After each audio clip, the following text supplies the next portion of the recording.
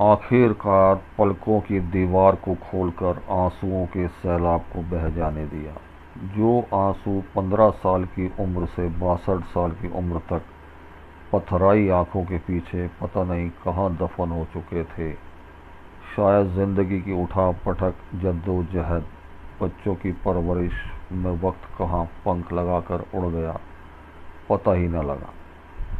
अब जब जिंदगी की जिम्मेदारियां मेरे कंधों से उतरकर मुझे अकेला कर गई और इस तन्हापन ने मुझे अतीत की यादों में उतार दिया।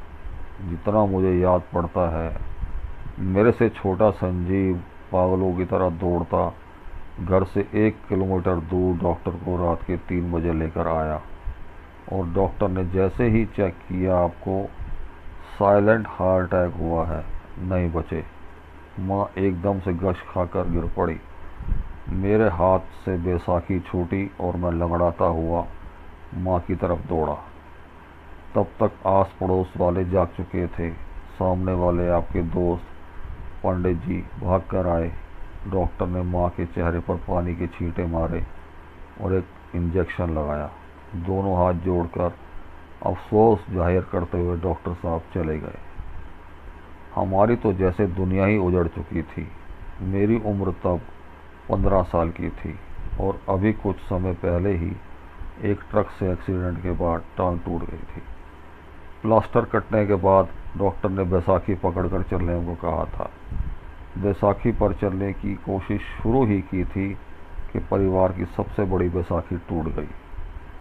सामने वाले पंडित जी, जो पापा के दोस्त थे, हमारे सब रिश्तेदारों को जानते ही थे।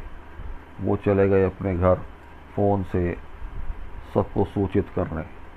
सुबह की पो फट चुकी थी। चिड़ियों की चहचहाट और हमारी ज़िंदगी में कड़वाहट शुरू हो चुकी थी। हम सब भाइयों और माँ के सामने आपका बेजान शरीर हम सब के शरीरों से जैसे जान ही निकाले दे रहा था। कॉलोनी वालों और रिश्तेदारों की भीड़ धीरे धीरे हमारे घर पर जुटनी शुरू हो चुकी थी।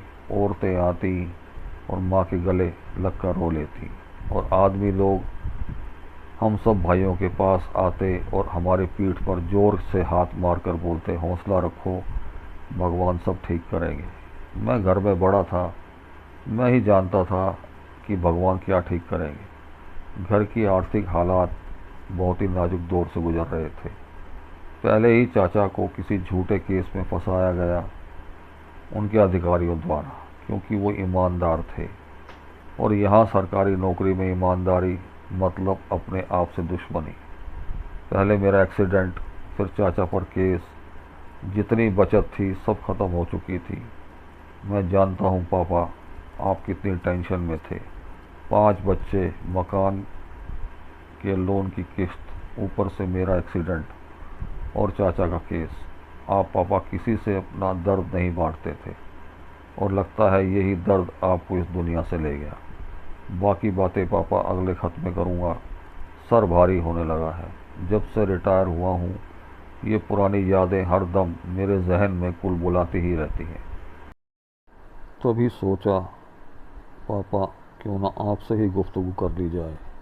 अच्छा पापा, शब्बा खैर।